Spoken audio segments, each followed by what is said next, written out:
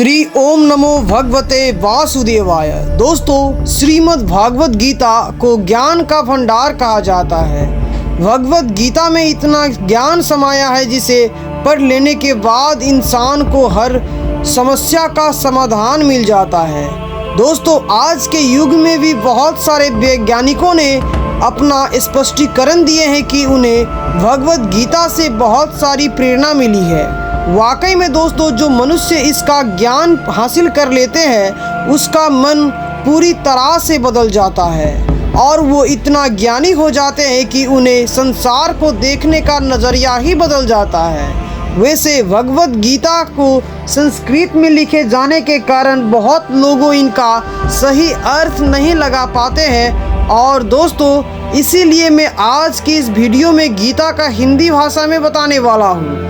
तो दोस्तों, आप भी भगवत गीता का ज्ञान पाना चाहते हैं तो इस वीडियो को अंत तक ज़रूर देखिएगा और साथ ही अगर आपने अभी तक हमारे चैनल को सब्सक्राइब नहीं किए हैं तो इसे सब्सक्राइब कर लीजिएगा और बेल आइकन को प्रेस कर लीजिएगा ताकि जो भी हम वीडियो बनाएंगे उनका नोटिफिकेशन आप तक सबसे पहले पहुँच जाएगा। नमस्कार दोस्तों, मैं हूँ प्रिंस राजा। आइए श्री गीता के ज्ञान की कथा को प्रारंभ करते हैं।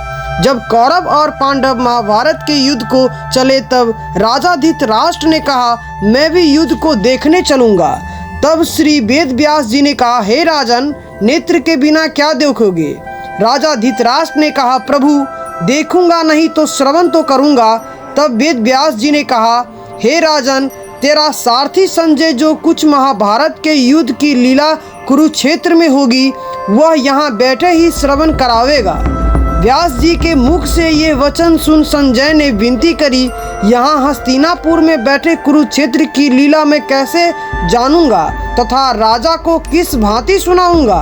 तब व्यास जी ने प्रसन्न होकर संजय को यह वचन कहा कि संजय, मेरी कृपा से तुझे यहीं से सब दिखाई देगा। व्यास जी के इतना कहते ही उसी समय संजय को दिव्य दृष्टि हुई और बुद्धि भी उसकी दिव्य हुई। अब आगे महाभारत का कौतुक कहते हैं, सो सुनो। 7 अक्षौहिणी सेना पांडवों की और 11 अक्षौहिणी सेना कौरवों की, यह दोनों सेना कुरुक्षेत्र में जा एकत्र हुई। धृतराष्ट्र ने पूछा, हे संजय, धर्म के क्षेत्र कुरुक्षेत्र में युद्ध की इच्छा से एकत्र हुए मेरे और पांडवों के पुत्र ने क्या किया? संजय ने कहा, पांडवों की सेना को व्यूहूत देख दुर्योधन आचार्य द्रोण के समीप जाकर कहने लगे, हे आचार्य, देखिए आपके शिष्य बुद्धिमान द्रुपद पुत्र ने पांडवों की बड़ी सेना की कैसे व्यू रचना की है।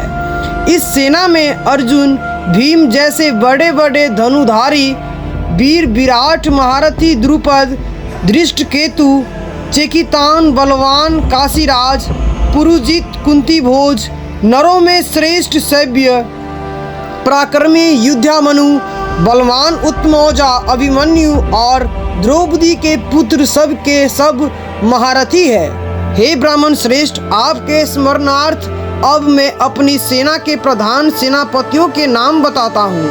आप भीष्म, कर्ण, युद्ध विजयी कृपाचार्य, अश्वत्थामा, वीर कर्ण, सोमदत्त का पुत्र भूरिश्रवा और बहुत शूरवीर मेरे लिए प्राण देने को तैयार है। ये लोग शस्त्र चलाने में अति निपुण है और सब युद्ध विद्या में प्रवीण है।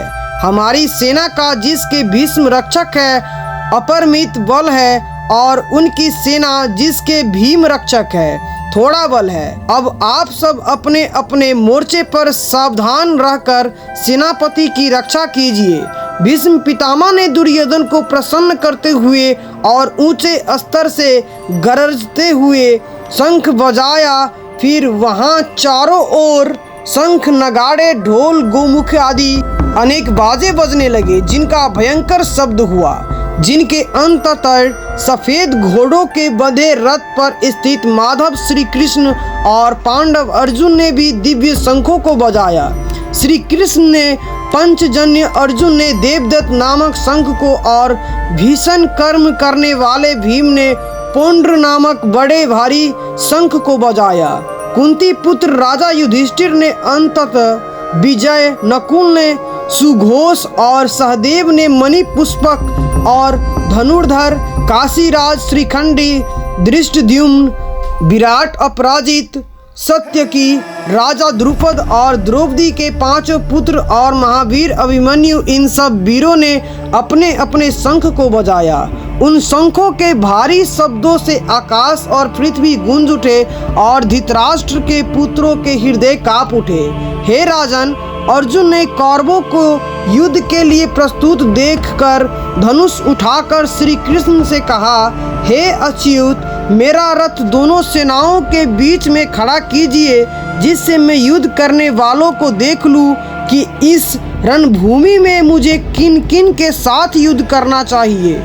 दुर्बुद्धि दुर्योधन की प्रीति करने वाले जो युद्ध के लिए यहाँ एकत्रित हुए हैं उनको देखूंगा, जो युद्ध के लिए यहाँ एकत्रित हुए हैं उनको देखूंगा। संजय ने कहा, हे राजन, अर्जुन की बात सुनकर कृष्ण ने भीष्म, द्रोण आदि वीरों के सामने उत्तम रथ को खड़ा करके कहा कि हे वीर, युद्ध के लिए उद्गत इन कौरवों को देख लो। अर्जुन ने चाचा, बाबा, गुरु, मामा, भाई, पुत्र, ससुर और स्वजनों को शस्त्र से सुसज्जित खड़ा देख और उसने इन दोनों सेनाओं में अपने ही सब बांधवों को खड़ा देखकर परम दयार्द होते हुए अत्यंत खेद के साथ यह वचन कहे, हे कृष्ण, युद्ध की इच्छा से आए हुए इन अपने बंधुओं को देख मेरे अंग ढीले होते जाते हैं और मुख सूखा जाता है, मेरा शरीर विकल होता है, रोमांच खड़े होते हैं, गांडीव हाथ से गिर जाता है, त्वचा जली जा रही है। हे केशव, मुझ में खड़े रहने की सामर्थ्य नहीं है, मेरा मन चक्कर खा रहा है और सब लक्षण में उल्टे देख रहा हूँ और संग्राम में अपने स्वजनों को वध करके कोई लाभ नहीं होगा। हे कृष्ण, मैं जीत, राज्य और सुख भी नहीं चाहता हूँ। हमको राज्य भोग तथा जीवन से क्या काम है, क्योंकि जिनके लिए राज्य भोग और सुख की इच्छा की जाती है वो सब इस युद्ध में प्राण और धन की ममता छोड़ मरने को तैयार है। और आचार्य, पिता, पुत्र, पितामह, मामा, ससुर, पौत्र, सारे संबंधी ये सब मुझे मारे तो भी हे मधुसूदन, इन्हें मारने की इच्छा नहीं करूँगा। हे जनार्दन, त्रिलोकी के राज्य के लिए मैं इन्हें मारना नहीं चाहता, फिर इस पृथ्वी के राज्य के लिए तो कहना ही क्या है। हे जनार्दन, धृतराष्ट्र के पुत्रों को मारकर हमारा क्या भला होगा, इन अताताइयों का वध करने में पाप होगा, इसलिए हमें अपने धृतराष्ट्र के पुत्रों को मारना अनुचित है। ये सब लोभ के वशीभूत है, कुल के नाश करने तथा मित्रद्रोह करने में पाप को नहीं देखते। कुल नाश के दोष को जानते हुए भी हमको इस पातक से क्यों नहीं दूर रहना चाहिए। कुल का नाश होने से कुल के प्राचीन धर्म नष्ट हो जाते हैं, फिर धर्म नाश होने से कुल में पाप बढ़ता है। हे कृष्ण, पाप से कुल की स्त्रियां व्यभिचारिणी होती है, जिनसे वर्ण संकर संतान उत्पन्न होती है।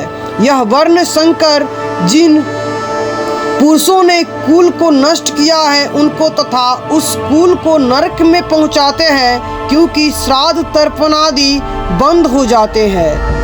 वर्ण संकर बनाने वाले दोषों से कुल ध्वंसों के जाति धर्म और कुल धर्म निरंतर नाश होते हैं। हे जनार्दन, मैंने बराबर सुना है कि कुल धर्म नष्ट होने से निश्चय नरकवास करना होता है। हाय, हम बड़ा पातक करने को तैयार हैं, जो राज्य सुख के लोभ से स्वजनों को मारने की कोशिश कर रहे हैं। शस्त्रों को धारण किए हुए धृतराष्ट्र पुत्र यदि मुझ शस्त्र रहित और उपायहीन को रणभूमि में वध कर डाले तो मेरा कल्याण हो। संजय ने कहा, हे राजन, यह कहकर अत्यंत दुखित होकर अर्जुन ने उसी समय धनुष बाण फेंक दिया और रथ के पिछले भाग में जा बैठा। तो दोस्तों, ये था गीता का पहला अध्याय यानी कि पहला पर्व। दोस्तों, इसी तरह से 18 पर्व है गीता में, यानी कि 18 अध्याय है। तो फिलहाल आज के लिए पहला ही अध्याय फिर से दूसरा अध्याय और बाकी अध्याय लेकर मैं अगली वीडियो में आऊँगा। तो अगर आपको ये ज्ञान अच्छा लगा हो तो प्लीज़ इस वीडियो को लाइक कर दीजिएगा। साथ ही कमेंट में जय श्री कृष्ण लिखना मत भूलिएगा। हो सके तो ज़्यादा से ज़्यादा शेयर कीजिएगा इस वीडियो को, ताकि ये ज्ञान और भी लोगों तक पहुंचाई जा सके। फिलहाल आज के लिए इस वीडियो से मैं प्रिंस राज झा को दीजिए इजाज़त। फिर से अगली वीडियो में मुलाकात होगी, तब तक के लिए अपना ख्याल रखिएगा। नमस्कार।